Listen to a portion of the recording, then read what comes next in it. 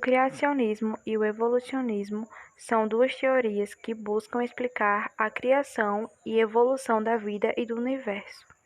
O criacionismo se baseia nos livros sagrados das religiões monoteístas, como Torá, judaísmo, a Bíblia, cristianismo e o Corão, islamismo. Defende que a vida e o universo foram criados por um ser sobrenatural, um Deus onipotente e benevolente.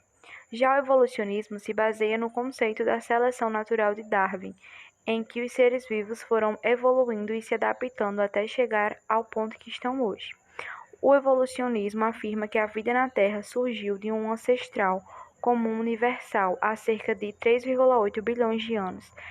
É uma teoria no sentido científico da palavra, o que significa que é apoiada por evidências e aceita como fato pela ciência. Oi, meu nome é Raíssa e eu vou falar sobre uma periodização questionável, que tradicionalmente se divide a história em pré-história e história.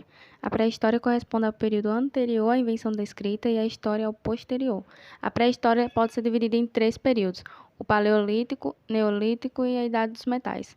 Também vou falar sobre o início da longa marcha humana sobre o Paleolítico, que é um período da pré-história que se estendeu aproximadamente de 2,5 milhões de anos atrás até 12 mil anos atrás. Nele, os grupos de hominídeos e humanos viviam de maneira nômade e eram apenas caçadores e coletores. Nessa época, registrou-se também a realização das pinturas rupestres.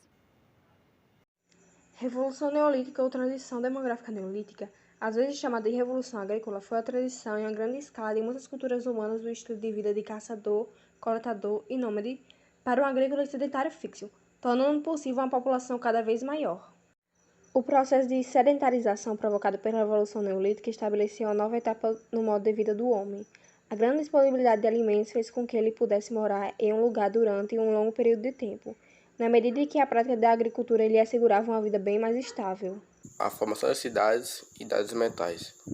Com a sedentarização, surgiram as primeiras aldeias. Elas eram formadas por grupos familiares e contavam com casas feitas de pedra, barro e madeira. No início, as atividades como plantar, colher, cuidar dos animais, caçar, produzir ferramentas eram realizadas por todos. A Idade dos Metais corresponde ao último período da pré-história, ocorrido há 6 mil anos atrás de Cristo, e é caracterizada pelo uso do cobre, do ferro e do bronze, na fabricação de artefatos usados pelos hominídeos nas guerras e na produção agrícola.